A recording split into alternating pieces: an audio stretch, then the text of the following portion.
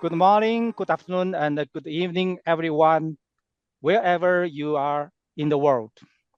And a warm welcome to the IPMA webinar, Empowering Software Projects in the Age of AI.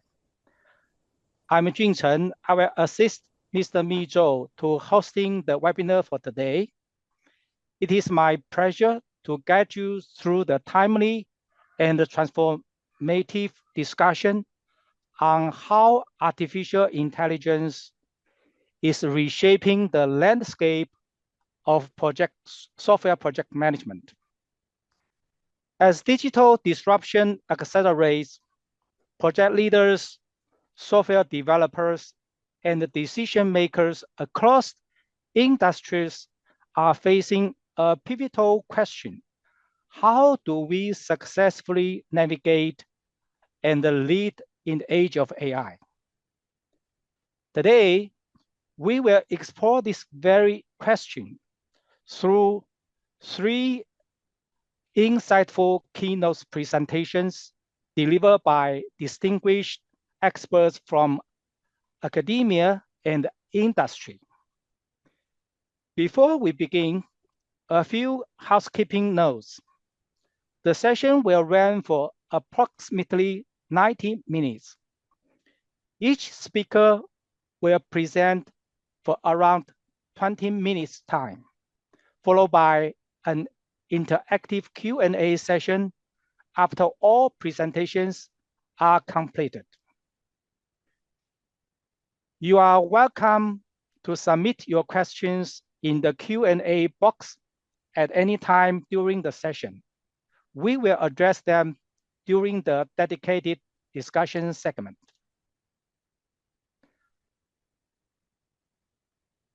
Okay. Now we'll introduce our speaker. Our first keynote speaker is Ms. Mila Renta, a passionate advocate for sustainable work and a thought leader at the intersection of project management, change, and emotional intelligence. With over a decade of experience across 20+ industries, Mila now helps organizations transform the future of work with the support of AI and the emotional intelligence. Today, she will share her insight on successful PM software investment in the era of AI. Mila, the screen is yours. Thank you, and thank you for having me. Let me first share my screen. So first, quickly, two QR codes. The first one is for my link tree. It's with all the contact information, website, social media, events, and so on. And the second one will be more information about the platform, actual project and portfolio management tool that I'm going to be utilizing in this presentation. So feel free to scan these before I continue for the platform. My presentation will have three key points. One is the digitalization of project management processes. Another one is the AI strategy for project management operations. And the last one is human change of this transformation. And I will be actually starting with the last one, because that is the part in the end defining the successful and payback for your project management software investment in the AI era. So let's start with the most important one. And as promised, I will be using this Edison 365 platform in the presentation. This is basically a platform delivering it all if you are looking for a place for your business cases, ideas, projects, programs, portfolio, and so on. And I think it's suitable to use a PM software in this presentation, because here comes actually my first tip to you when investing in PM software. Many times we acquire software, we install it, and then we tell our people to use it. And then when PMO top management is doing some presentation, telling the people how is our project operations doing, they extract manually some small bits of information from the platform and they make manually, let's say, PowerPoint presentations of it. So instead of making the platform and the tool that we are expecting our people to use, we do this manual work. So why not use directly the platform itself? To the human side of change, let's imagine, for example, that if Millainen had 100 employees working with projects, we should not put the board and top management to the corner room and just decide and plan for the change and then come out with an announcement how we are going to execute this, for example, a program to become an AI-first project company. What we could do instead is make it a challenge to invite our employees directly from the very beginning to solve with us, how can we make this reality? And in order to get ideas from your employees how to utilize AI, you should be giving them the basic AI use training and AI literature training to make sure everything is done within the compliance. And it doesn't matter if you have already decided to utilize AI or not. Giving the basic AI and AI literature training is a good idea to give some security and empowerment over the changes that the world is going through right now. Will the AI take my job and so on? Another thing that you can start right away is to start working on the change capabilities and resilience of your personnel. So once again, whether you have decided or not to utilize AI in the future in your operations, building change capabilities is a good idea because the world is changing all the time and all the organizations need to develop.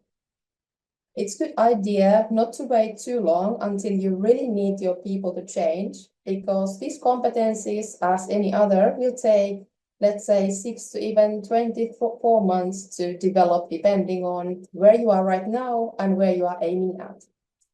But the good news is that when you build these competencies, they will help you, they will benefit you indirectly in all human performance areas. So unless you are running a factory that is fully automated with no human touch at all, you are going to need change capabilities for your people in the future. And already it will be good to have those. Also, positive thing is that when you start paying attention, what are the areas where you maybe need to improve? You will also start noticing the human strengths that your people already have that you can leverage in change. You could think of your organization and your people as a garden. If you only keep extracting and putting through changes and harvesting results, the garden will wither. So it's a good idea to also pay attention. How can I take care of my people's well-being? How can I empower them to perform, to be well, and to deliver all those changes that we need to survive and to shine in this world? Here's examples in this list of change capabilities that you can pay attention to. So each organization is unique. You have unique strengths and unique weaknesses or development areas. But you might measure and observe if you have psychological safety, emotional intelligence in your communication culture.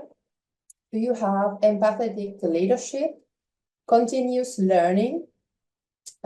Is there adaptability? So are people able to change plans and the way they operate if they face any challenges? Things like this.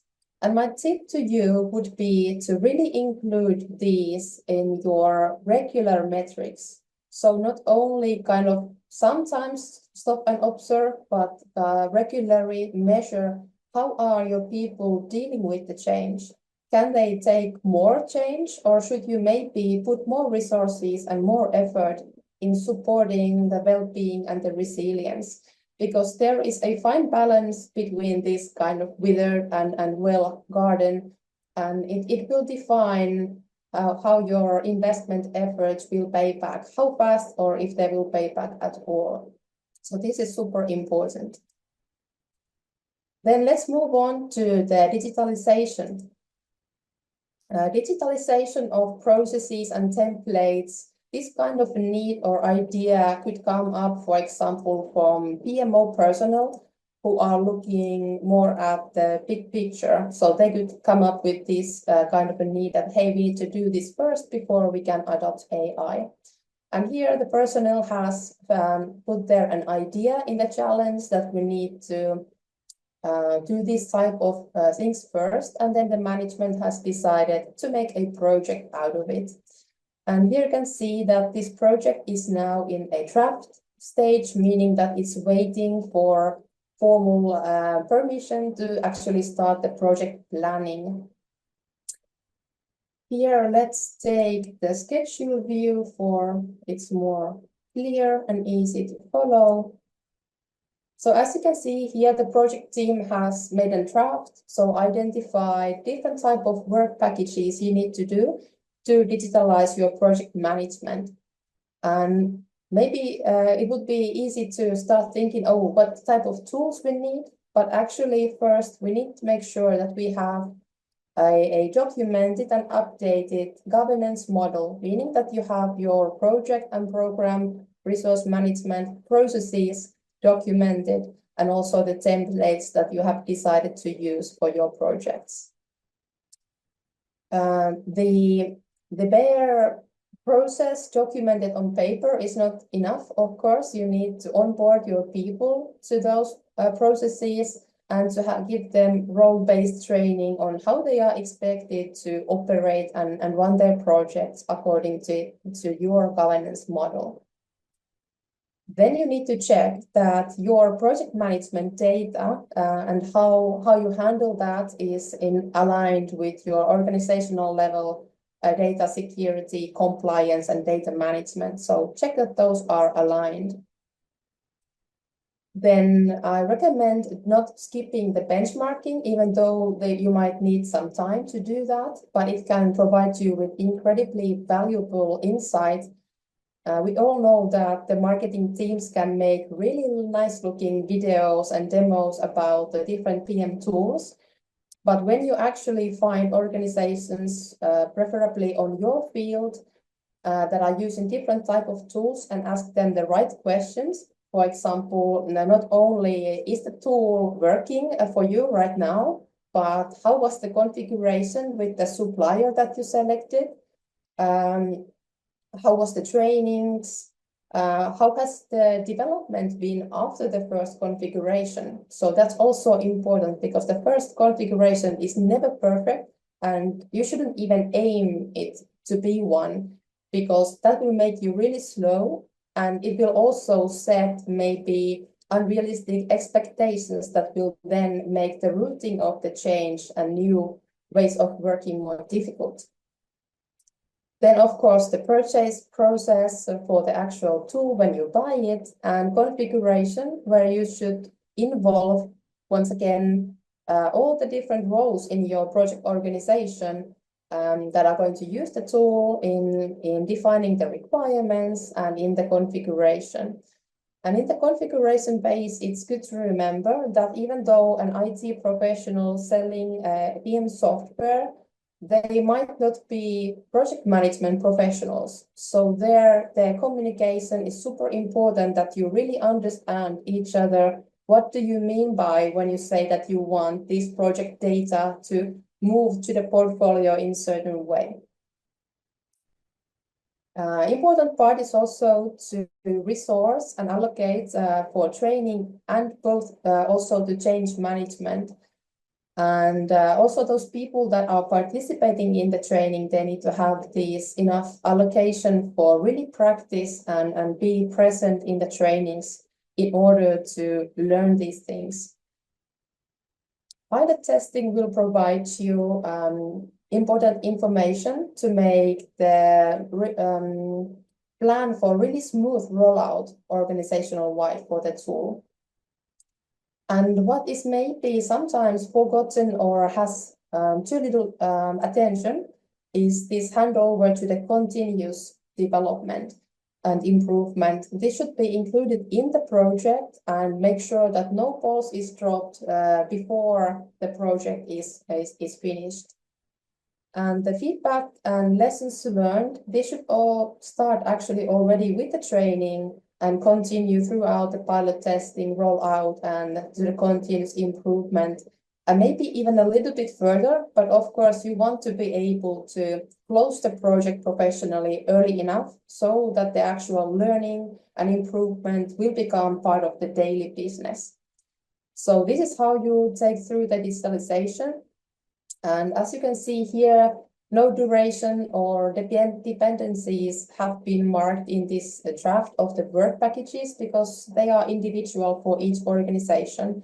So you really need to spend some time planning the digitalization and really seeing where we are at right now and where we need to go in order to make this whole operations digital. You might need to add some unique work packages specific for your organization or for your industry, but this is like a general view, what should be happening when we just acquire a PM tool. So there's a lot to do.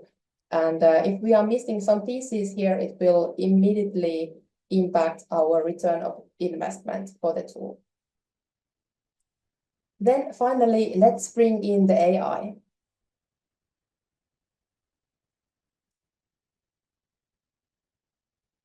Before you go into updating the governance model or benchmarking tools, I recommend that you document at least some kind of an AI strategy for your project operations. Why to do that? It has many benefits, but I think the most important one is that it will bring clarity and focus. When your people responsible for development know where you are heading, they can help you and the top management to together take the organization into that direction. It will also help you more systematically identify and communicate the possible risks and opportunities AI will bring when you add those in processes and tools. It will also help you align the different streams of execution, utilize the data better, help you to prepare for the cultural adoption as well, and also consider the scalability and everything. So there's many benefits to gain. What should be documented then in the AI strategy? I have on purpose put here as the first bullet point this change management and culture readiness. So analyzing where you are right now and the plan if needed to kind of close the gaps that is needed. AI transformation is huge on emotions and resilience and culture. And if you don't have the change capabilities and then you are starting to push the digitalization and AI-powered tools on your people, it will drain your people out of energy and it will definitely eat up the return of investment of your tool for breakfast. So this is the most important thing in this.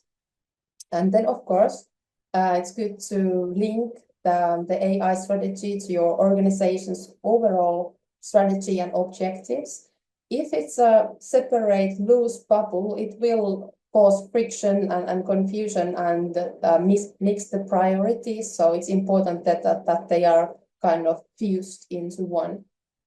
Then you need, of course, strategic objectives and define also how to follow those, how it's governed, how you deal with the risks, and what compliance policies do you need to consider. You need a readiness analysis for data, infrastructure, talent, capability, and of course, plan how you close the gaps when needed. Some technological decisions about the tools also needs to be done in order to build a healthy architecture there. And of course, it's good to discuss how you are going to communicate for stakeholders about this all. Well, then performance measurement and communicating about those results. Some argue that you should not measure the return of investment for AI at all. I disagree with that. I believe that the base for that argument is that sometimes when something difficult comes up, we stop the development, we kind of get stuck or even like paralyzed to the state where we too persistently try to find the perfect measurements and metrics for something, and then everything is kind of in pause situation until we come up with the perfect metrics. I'm not saying that we should go there. I'm saying keep the change ongoing, keep driving that, keep developing, keep learning, but don't give up on trying to find ways to measure the return of investment for AI and the benefits. It is doable, and it will help with the steering. It will help to keep up the change momentum. So it's worth the effort. All right, I have maybe a couple of minutes left. So lastly, I want to share 2 tips with you, and these are really practical and especially for project management professionals. So firstly, you could try utilizing hybrid program management in defining your AI strategy and how to keep that up to date. Because in the very core of program management is that you have a vision and you are adjusting your strategy and your means, how you get there, how you hit that moving target. And AI is a perfect example of a moving target. So it's constantly changing the technology, the talk around it, everything. So this is a brilliant tool for that. It keeps you kind of in the game and in the strings in your hands. And lastly, you could utilize a portfolio type of view for collecting your use cases. So once you give training for your employees, they will come up with super good ideas how to utilize AI in their work and in the whole organization. So you need to make sure that you capture all of those, that they don't slip somewhere and get forgotten. So visualize those, prioritize those like you would do for project ideas, for example. And when you have them in a single view, it's easy to communicate, make it visible how much good ideas are we coming up with, and you can also efficiently focus your resources on the most fruitful use cases that your people come up with. That's all from me now. I'm giving up the stage for the next one, and I'm looking for the good questions and discussions, so keep those coming. Thank you. Okay, that's great. Thank you, Mr. Miller. Yeah, we also have the question in the question Q&A box. I encourage everyone to submit your question in the Q&A box, and we will answer them later on in our interactive Q&A session. Okay, let's move to the next one. Our second keynote is from the Dr. M. Umar Demarizan, a highly accomplished AI researcher and engineering leader. Dr. Umar is currently the Senior Engineering Manager at Huawei R&D Turkey and has held technical leadership roles at the Lokistan, the Turkish Presidential Digital Transformation Office, and STM. His research spans quantum computing, deep learning, and AI policy. Today, he will explore implementing vibe coding opportunities and challenges in modern software development, which is a cutting-edge topic at the crossroad of software engineering and AI practices. Dr. Umar, please begin. Thank you, John. Nice to meet you all, first of all. Thanks for having me. Let me share my screen and start my presentation. Yeah. I think you can see it here. Yeah. Today I just want to explain and vibe coding and vibe coding related technologies underneath. And I have the agenda for this. Vibe coding tools, comparative analysis for a classical, comparative analysis with classical software development, future vibe, strategic implementation, and I will show a little bit case studies and several my humble recommendations for the future. Vibe coding is generally a definition of a new hype of software development technology. Generally, AI-assisted, AI-driven software development, which is called. So we are going to cover the philosophy behind the vibe coding and explore current tools, analyze implementation opportunities and challenges. And also, I will try to provide a strategic framework for adoption of this technology. And this revolutionary approach is reshaping the software development in the future. So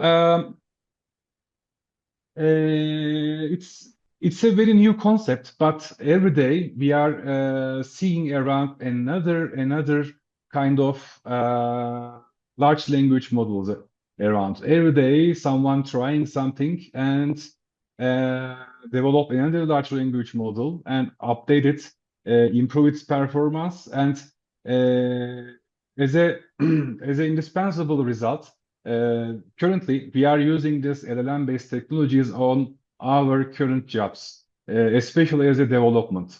Currently, I can say something to AI or a large language model. It can easily develop end-to-end software project, and also it tests and push to GitHub or Git around and automatically do this kind of tasks. So the most important benefits for the vibe coding today is faster prototyping, higher morale, and more experimental workflow. And also it comes with the cognitive advantages: preserved mental effort, focus on creative challenges, enhanced problem solving. You can just think about an algorithm and define a precise or some light words, explain it to AI, and it will generally gives what you want as soon as possible. So the vibe coding philosophy consists of several opportunities. First of, it's design thinking and emotional alignment, weaving empathy and user-centric design into development. The second one is aesthetic and functional harmony, treating code as a craft and must be both correct and elegant. The third one is cognitive flow. Cognitive flow is the best part because you no longer need to write very detailed code without thinking so deeply. And enabling deep focus and uninterrupted creative work is the main process of this technology. And also it can work as a developer, and it gives you a developer empathy. Prioritizing the developers' perspectives and well-beings is much more important for this kind of technology. So by using the vibe coding philosophy, vibe coding tools, this technology complements agile developer operating DevOps process rather than replacing them. While this technology is focused on process, vibe coding centers on the human in the loop and creative experimentation. In addition to responding to developers' creative vibe by blending intuition and emotion into the technical stack. So in 2025, vibe coding has really has a good impact, huge impact for us. But it defines a pragmatic shift. This shift moves developers' focus from technical constraints to creative problem solving. Just think about the problem and solve it by pen or pencil or in your mind, and give several directions to the AI, it will generally provide very good results for you.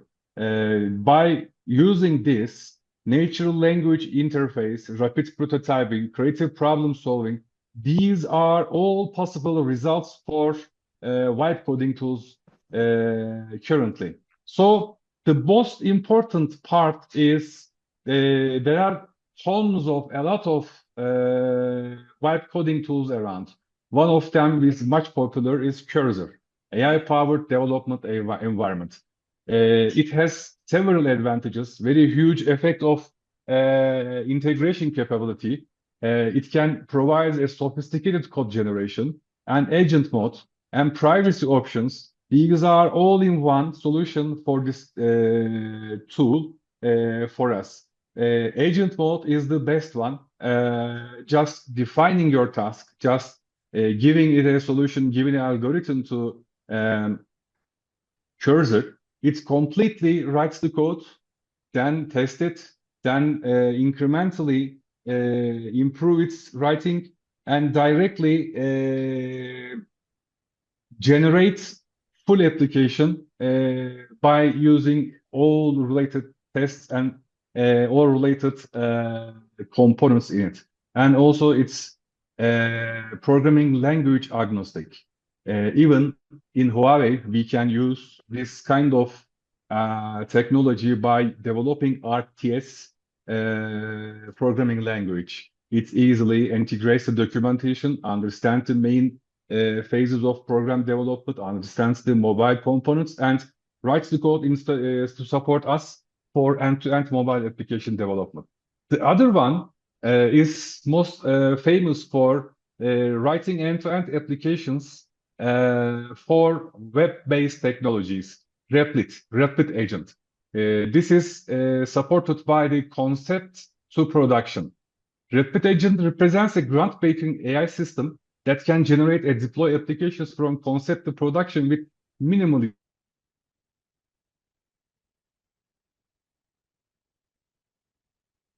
and very complex application by running effectively.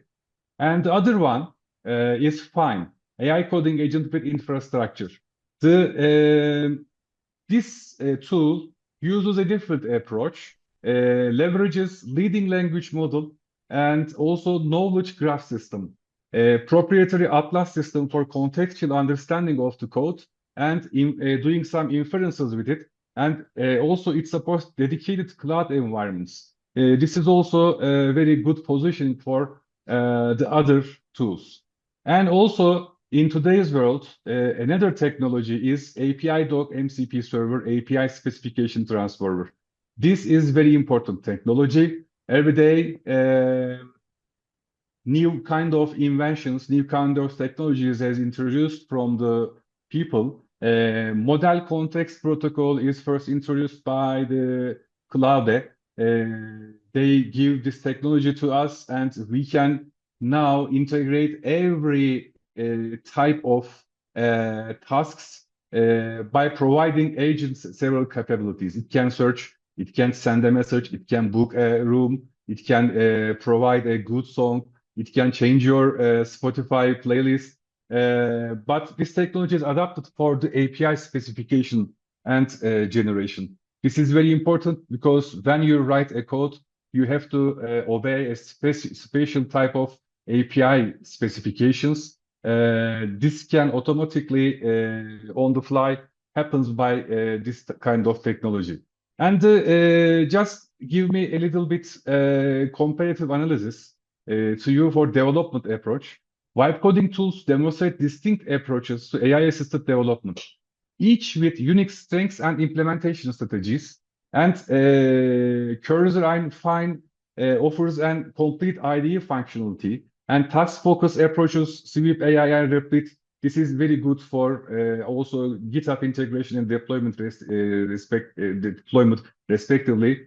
Yesterday, Google introduced several different type of AI-based cloud development environment, Julius or this kind of new products. It's in early stages, but it gives very good capabilities for us for rapid prototyping. And according to this kind of technology, these are the most important product lines with the capabilities for different integration models.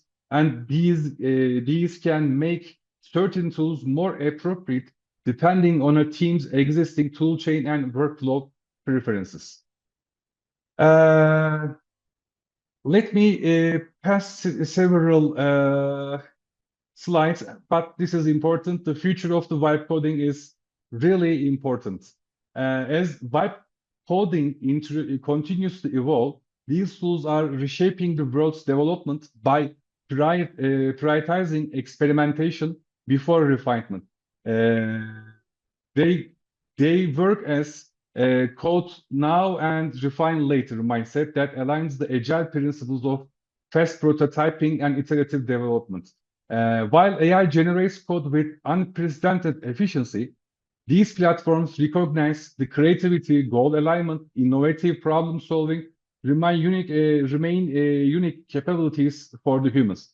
Traditional coding, developers write every line of code manually, focusing just on syntax and implementation details. Early AI assistance stages, tools like autocomplete and snippets provide limited help with repetitive tasks. The current vibe coding stage, natural language prompts generate functional code that developers refine. And the future is multi-agent systems and cognitive modeling create increasingly sophisticated AI-human partnerships to solve or generate essential development skills. According to the several researchers, by using vibe coding tools, increase 2 times happiness factor. Developers using AI tools report twice the job satisfaction, 73% of burnout reduction, percentage of developers experience burnout without AI assistant, and 81% of collaboration boost. Developers believing AI tools increase team collaboration. These are the very important results for the current technology. And this is very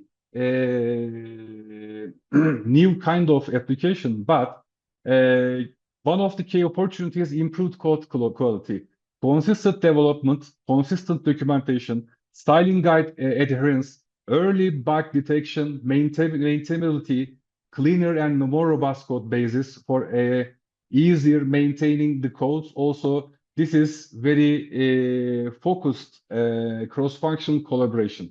Design to code, cross-team ideation, and accelerated feedback. Faster iteration cycles is very important for us. Cross-team ideation also by using these tools is possible. And design to code, designers can express ideas in natural language and see immediate code implementation and develop the results in here. Stronger end user engagement also very important. AI code generation, AI translates the concepts into functional interface elements. Immediate visualization is a very good opportunity. When you think, then in 5 minutes you are going to see the results, the development, software, UI, API integration, whatever you want. And if you don't want anything, the rapid iteration, quick refinement based on your feedback and testing is also possible. And adopting vibe coding introduces challenges related to the intangible elements that are difficult to standardize, especially subjective evaluation. What counts as a vibeful code in a team might not another, making consistent assessment difficult across an organization. Lack of metrics. You cannot define several metrics, and there are no established metrics for measuring code vibe or create alignment, complicating performance evaluation and quality control. And also workflow inconsistency sometimes happens. Agents destroy your code when you misunderstood or started to hallucinate. This is very disturbing sometimes. And also legacy code integration to your introducing AI-generated code in existing code base presents significant challenges. Legacy systems have entrenched architecture and conventions not generate AI might understand, and without specific context and training. And legacy understanding, human oversight, comprehensive testing, integration planning. This is very challenging tasks here. And security and the technical depth. AI writes code for you, but all security vulnerabilities and code quality issues comes with that. If you does not care about it, you can easily create a vulnerable software and put on the market. And if someone use that thing, use the software, and hackers or the bad people can exploit that vulnerabilities to gain access or do some bad stuff in here. And this is the most important part, I think. Even I can face it: culture resistance and the skill gaps. Adopting a new paradigm steers fear and resistance. Every people, every engineer, some engineers also worry AI tools will erode their skills and make their role redundant, while others may discuss AI suggestions and unproven or unreliable. This is very real facing things in the today's world. So bridging this gap requires comprehensive training and change management. Organizations must upskill teams or prompt engineering and how to critically evaluate AI output, turning fear into opportunity through explicit training programs. And also for the organizations, they sometimes or generally performs and KPIs, lack of established KPIs, flow state measurements, developer satisfaction, traditional metrics and the limitations, experimentation tracking. These are the most important for a current DevOps metrics, cannot defined by vibe coding, and we cannot define a vibe quality. So how can we move ourselves to this kind of technology? Select a pilot team, define a concrete task, generate a refine, document success stories, and expand in layers. These would be most important adaptation strategy for the current teams. And experimentation and AI coding platforms is model lets the organization learn and adapt gradually. This is the most interesting part. By using all these kind of popular tools, you can do very interesting things. Let me show you some example. Just in 5 seconds, sorry. Let me introduce my humble. Yeah. I'm just developing a software. Currently, I just run something in here. It wrote some definite guide of type of tools, and I told it make an implementation plan, then work on it, then give me the results and write the code. Just I'm giving information. For example, test the application for me and give me the detailed results. When I send this prompt, an agent starts for working and generating a response for me. At the right side, you are seeing a terminal, and this agent starts a plan, and according to this plan, it starts working on the generating several tests, and this test is going to execute the agent one by one by monitoring the results around. It is going to provide me a good feedback to understand what is going to here. But generally, it works very early, starts very early, but it takes some time. I think it's going to generate a very huge code here. And at the same time, this application is gathering complex codes, and it's documentation and implement a retrieval augmented generation-based system. But it started, and it created file and thinking again, and also comprehensively what is happening. It started to test. It is testing the rec system for me one by one, and I also included very rare cases in here. And according to this result, it is going to provide good feedback to me. And I just write a test. I didn't wanted to design a test one by one. Just give a small prompt. It read all my repository and area file and generates very high quality tests and started the test. It's huge impact for us. In 5 minutes, I can build up very complex software and send it to the further improvements, or I can test my ideas one by one.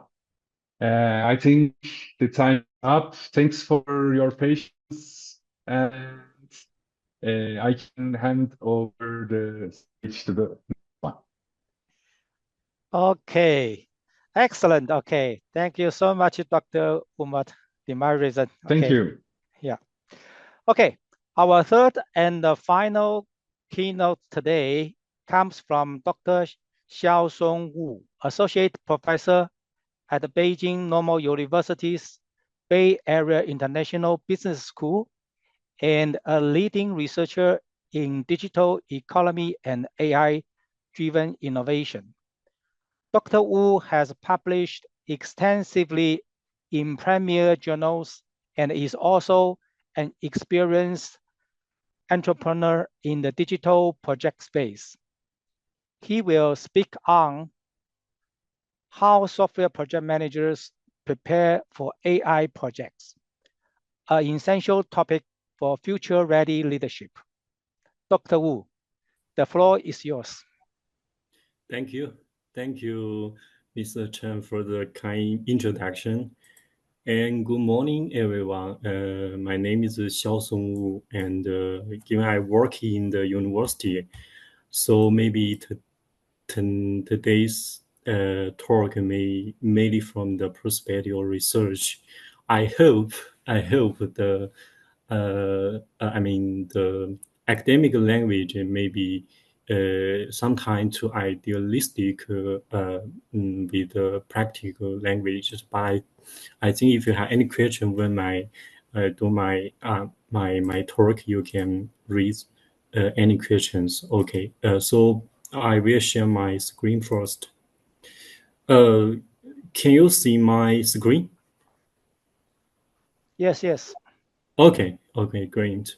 As you see, my topic is about how software and or the IT project manager prepare for the AI projects. And I will introduce three areas and three topics. The first is about the AI project management imperative. Actually, this is about the definition of AI and why the AI project management is so important. And the second topic I will introduce or share some difference between the traditional software project and the AI project. And the third one, I will share some suggestion for the traditional project manager to prepare for the AI future. I mean that you can take some actions. Okay, now let's begin with the first one. I guess we know the global companies or the industries has increased their investment on the AI, and the IDC reports that the AI investment is expected to reach 200 billion by 2028. And we also see the AI revolution maybe in a lot of industries, including the fintech, healthcare, and credit service, and many others. The organization is increasingly trying to use AI to reshape the organization's business processes and to try more business values. So they are trying to use different algorithms to do the organization and business transformation. So we will find that these AI-enabled changes or transformations are implemented with AI projects. These AI projects can be performed in-house or in close collaboration with some, AI consulting companies. However, at least in the academic, we found that managing AI projects is not a simple task. And one report showed that 85% of AI projects failed. There should be a lot of reasons, and a lot of IT project scholars begin to explore the reasons and also the impact of AI. For example, some research examines the impact of AI on individual users, organizations, and industries. And also some research pay attention to the tensions between the domain experts and developers. But now, before our talk, excuse me, Dr. Wu, yes. your slide is still on the first page. So do you want to move on or not? Okay. Okay. You can see. Let me share again. Okay. How about now? Yeah. It's yeah. on the page 7. Yeah. Okay. I think maybe I can just put this test. Okay. I'm talking about that before we talk the AI project. I think we should have some consensus on the definition of AI project. Actually, I think in practice and also in academic, we still have we don't have consensus or AI project, but I think we can have a working definition of the AI project. So here I provide a definition. It's a systematic initiative to design, develop, and deploy systems that using a lot of data-driven algorithms to perform tasks that we maybe do this task using the human intelligence. One grant, the difference between the AI project and the IT project is they are the logic. The traditional IT projects focus more on the determinist logic, but the AI projects focus more on predictions or classification. So it's in probabilistic environments. That's the one important difference. And how about the AI project workflow? As you can see in this slider, there are 5 important phases of the AI workflow, as you can see in this figure, including the ideation, blueprint, proof of concept, and the minimal viable product, and the final production. Actually, in each phase, there are a lot of important actions that we need to do, and a lot of goals we also need to achieve during this phase. And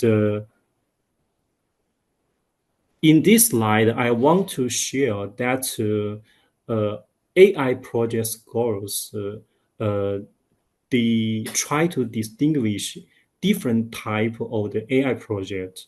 Here is one one method that we can distinguish. It separates two different types of AI projects. The first one is about the people may have clean logic rulers, but they don't know how to use, the AI technologies to solve the problems and reduce manual operation. For example, the AI project for product appearance in inspection. In this type of project, AI project, the user will provide, they can describe the logic rulers and process to the AI developer, and then they will do the data-driven and model establishment, and finally they can do the AI model adaptation. That's the first one, and the second one is when in the cases, people may don't have clear rulers. They can only to do, the data-driven model establishment, such as the AI project for the demand forecasting.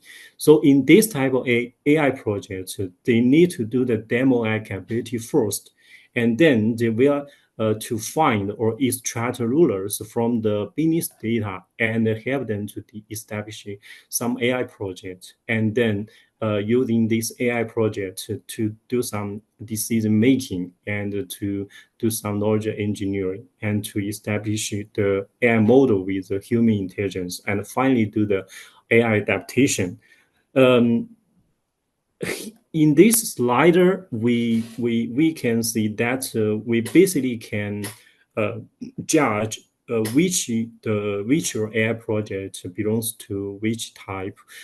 If your data is, most of your data is labeled, then you can use more, supervised learning algorithms. So your AI project will be the type A, that's the first type. And if your business data is most are the unlabeled, then maybe you will use more the unsupervised learning algorithms. So your AI project close more to the type 2, the second type. Okay, and the second topic, I want to share the difference between traditional software project and AI project. Okay, and as you can see in this figure, a lot of scholars have proposed the conflicts between IT and the software projects and AI project. The most important difference is about the workflow. Actually, we also mentioned in the first areas, and the AI project workflow focus or emphasize more on the three phases. That's the blueprint, proof of the concept, and the MVP. That's very important for your AI project success.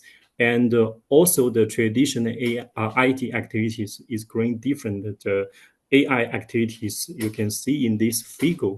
Actually, the logic or the AI workflow not only different from the traditional project management logic, and also different, with the agile the logic as in this table.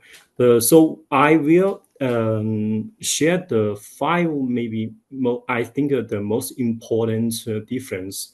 The first one is about the uncertainty. That is the AI project has AI project has compared to the traditional IT project. Is about the AI system maybe operate more in probabilistic environments. So the core idea of AI project is that its outcomes are prediction rather than deterministic outcomes. So one important question need to ask for AI project manager is how comfortable are stakeholders with maybe questions, because AI models generate results with inherent uncertainty. This implies that risk management or AI project has shifted from avoiding failure to quantifying uncertainty. Okay. The The second difference is that the AI project's work is more related to data instead of coding for traditional software projects. The core idea of AI project is to consider the data as a foundation, not just a fuel. So AI project manager need to ask yourself, how do your team treat data if you are still like a traditional software development project? Maybe consider data as static and structured. It will be hard for you to manage the AI project effectively. One important implication then will be realizing the importance of tools like the feature stores and the data versioning, and try your best to learn and use them in your AI projects. That's the second one. And the third one is about your team. I mean, the team of the AI project is also growing different from the traditional IT project team. Cause AI project team operates more in parallel, including data scientists to do AI modeling and MLOps engineer to do deployment and operation, and also SIG advisors to do audits. So one important question should be asked for AI project managers. Does your team reflect AI's interdisciplinary demands? Okay, that's the third one. And the first one is about the temporal complexity of the AI project. AI project reject the launch and the leave mentality of traditional software project. It means that the AI project has no finish line. So one important question should be asked is your budget allocating for lifelong model kill? Okay, the final difference is about value ambiguity of AI project. That is, AI project success is often a lagging indicator and its value emerging gradually, not like the traditional software project. It measures success at deployment.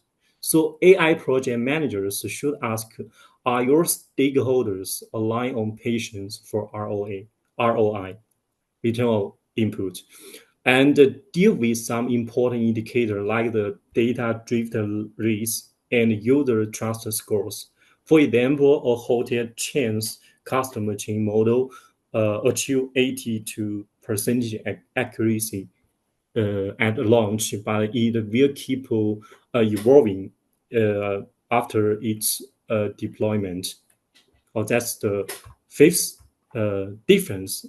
Finally, I also list some suggestion for people to adapt, right? Because the difference between the traditional IT project and AI project. So our IT project manager need to adapt to this difference. So what we can do, what we should do, and we provide a first suggestion for software project manager to prepare for AI future. Respectively, update your AI skills, meets agile methods with AI's try and error processes. Update your rules to handle risk like unfair AI and shift your team's mindset from sticking to the plan to trying, failing, and improving. Okay, that's all my talk. Okay. Okay, exceptional. Thanks so much, Dr. Wu.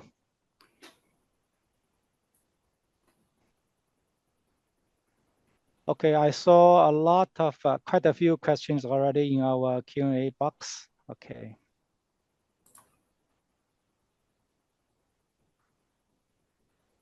Okay, thank you all our speakers for those insightful and thought-provoking presentations. We are now moved to the interactive Q&A session, where you will have a chance to directly engaging with our speakers. Feel free to continue submitting your questions via the Q&A box. I'll help to direct them to the appropriate speakers. Okay, let's begin. Let's check our question. Okay, quite a few. Actually, I even noticed that there's a very active discussion in our box as well. Yeah, that's great. Okay, the first question goes to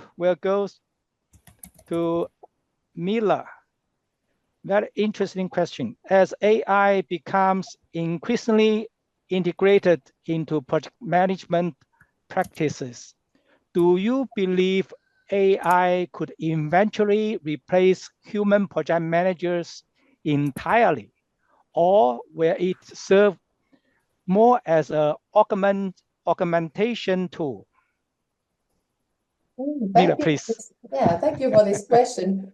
I think this is both a super important and interesting question because in these times of change and transformation, we need to remember that it's really human to experience different type of emotions about the change. And if you are familiar with the Kübler-Ross change curve, what are the typical emotions that we as humans go through when we face this transformational change? It goes basically that first you might be in a bit shock, then even denial, and then your mood starts going down, like you are frustrated and even anxious about the change, and everything feels that it's not possible, and everything feels difficult. And then you start slowly experimenting with it, trying things and learning, and that's like when your mood starts going up and you start adjusting and adopting.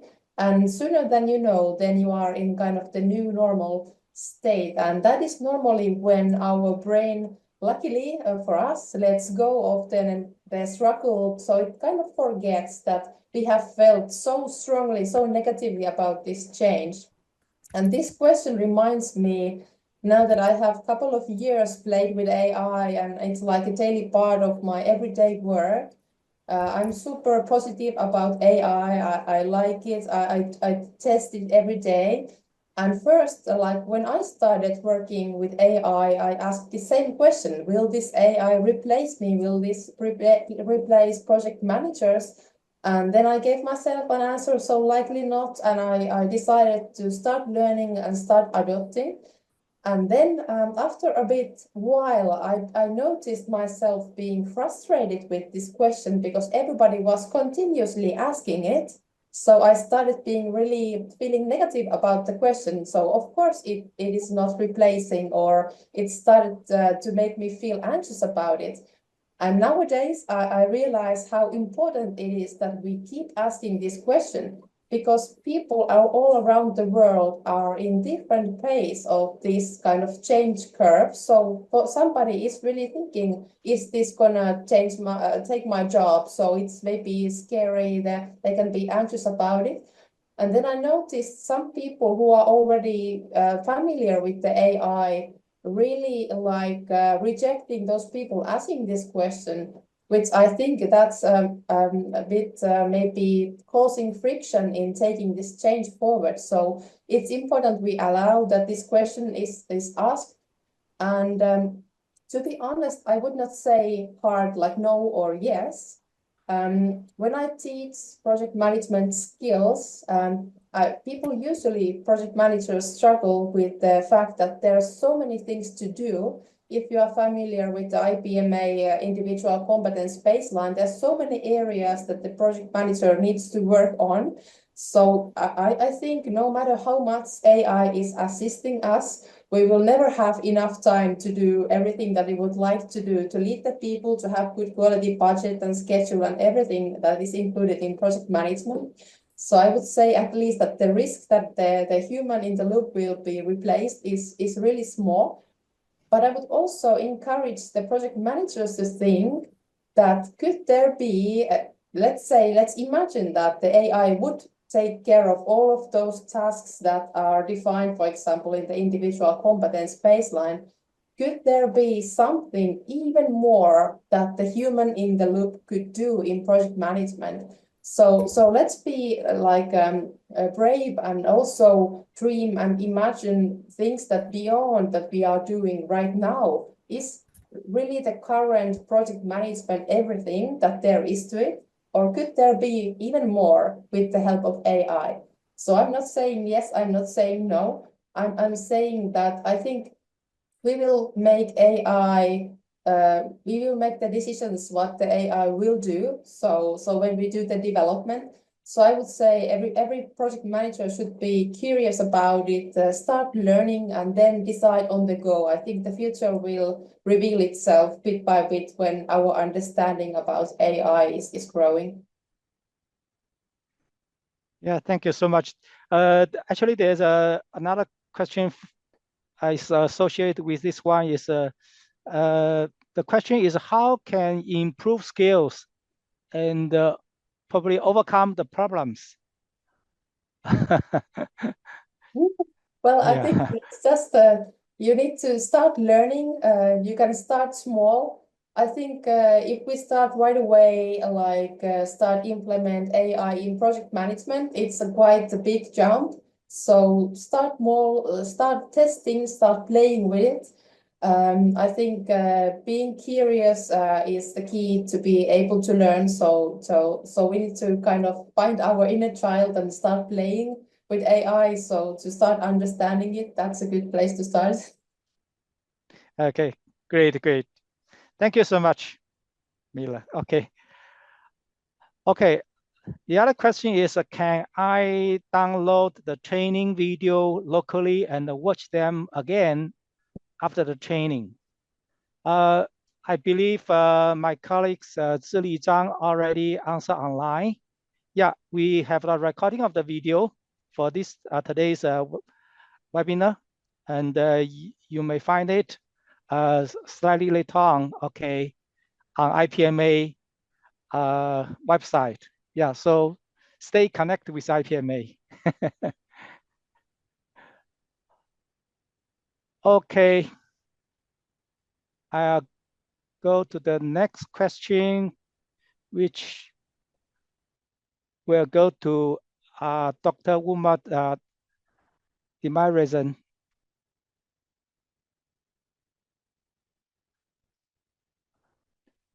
Dr. Umar, with the rise of web coding as a new development paradigm, how do you foresee its impact on talent cultivation in the IT industry?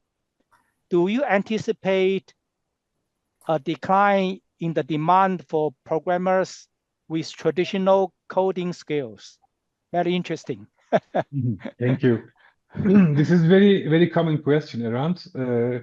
Yeah. Generally, yes. If this is a technological change, if you cannot take it serious and join that train, on board on the train, you cannot survive because for the companies, money is everything. If you earn much money by using limited manpower, this is a very important advantage to companies, and they can fight each other or work together. But by using this technology, you can save so much time, so much human power, so much. You can even build so much products in a short time. So if you make a diversity in your products, you have a chance to sell much more products around. If you use this kind of technology in a correct way, I mean, not using by considering the security vulnerabilities, all important things in the development stage, you can easily get much more advantage from it. But if your developers currently in Turkey, even Turkey, they don't want to hire senior or very senior developers. currently junior and mid-level engineers are okay because they are using the vibe coding tools, and only the requirement is using this kind of vibe coding tools is required, and just manage the work with the vibe coding tools, produce the product, contribute to the project. This is very important. So they are saving some money, not hiring people from a senior level or leader level or the much more improved version of the engineering tasks. So unfortunately, if you don't use this technology in the future and you cannot adapt yourself to use vibe coding tools currently, you will not be survived because the classical way is very effective and nice way, proven techniques, but it takes so much time, and you only focus on the code base and doing some code archaeology sometimes. So by using these tools provide a huge advantage. Unfortunately, yes, we are going to see very bad results for the developers or engineers without using this technological advancement. Okay, thank you so much, Dr. Wu. It's my pleasure. Okay, that's a great answer. Okay. Okay, the next question. Okay, we'll go to Dr. Wu. Yeah. Could you please advise on specific process such as training tools or collaboration models that can be taken to quickly enhance AI literacy for project managers without the technical backgrounds? Are there any recommended learning resources or successful transformation cases? Yeah, Dr. Wu, please. Sure. I'm afraid then there is no very quick way, and but I think that did have some processes for those people. I mean, with non-technical background. First, I think you can learn some basic courses like the Andrew Ng's AI for Everyone, right? You can learn these courses in the public platform, so that you can have some basic understanding on the the AI issues and some basic AI technologies. With this foundation, I think you can then do some trial. You can use some tools such like the ChatGPT and the Zapier. You can hook a ChatGPT up to the Zapier to write a auto reply to the boring email, right? You can do a try to use these tools to do AI, especially the GAI enabled system or software. You can get some get some feedback. The positive feedback. Then I think you need to find some companies. I think you need to join some teams so you can have you can discuss and talk with them so that you can more quickly improve your skills. And finally, I think you can join some the projects, or you can also to find some successful cases in the internet. I think you can find from some the bigger internet companies. They have some very successful AI project cases that you can learn from these cases, and you can then also try to do some projects. That's my basic suggestions, Mr. Chen. Okay, thank you so much, Dr. Wu. Yeah. Okay. Okay, great answer. Okay, do we have any other question for our speakers? Yeah. Actually, can I add a little bit for Dr. Of course. Please go ahead. As a professional trainer, I'm passionate about learning. So I wanted to add that when you want to learn quickly the limiting factors are the quality of the training, and do you consider like different learning types? So even if you purchase low quality trainings, like basically read this book and so on, that doesn't really help diverse learners to learn as quickly as possible. So really pay attention on what type of training you are buying, and also the closer the examples and the kind of the story of the training is connected to your daily job, the faster you can learn when the things are familiar to you and closer to your actual job. And also I recommend that you don't like buy 2 days training and put all your people there and then expect them to remember everything, but instead bring the learning as a part of your daily culture. So to make sure that when people test out new things, they will share it from colleague to colleague, from peer to peer, because that is like the community around the learning will make it more efficient when you receive the information from a person you trust and person you work with daily. So these type of things then speed up the learning, even though it won't happen in a snap, but it will make it smoother and faster. Okay, thank you so much, Mila, yeah, for your great advice. Okay, I think it's really helpful and valuable for everyone. Okay, thank you again, okay, to all our wonderful speakers and the participants for the insightful presentations and the engaging discussions. This concludes the speakers' presentations and the Q&A session. Before we conclude the whole webinar session, is gently reminded that all the participants, please, after the session, take a moment to complete the feedback form for the webinar. Yeah, your insights are valuable and will help us to enhance future webinars. Thank you so much in advance for your support. Now, I would like to hand the floor back to our webinar moderator, Mr. Mi Zhou, to lead us through the closing session. Mr. Zhou, over to you, please.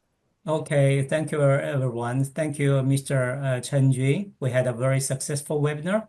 And if you find this webinar useful, please join us through IPMA's official site. The URL is sig.ipma.world. Hope we can provide you more information and content about software project management. You can also send any questions or suggestions about software project management by joining us. Thanks again, and see you next time.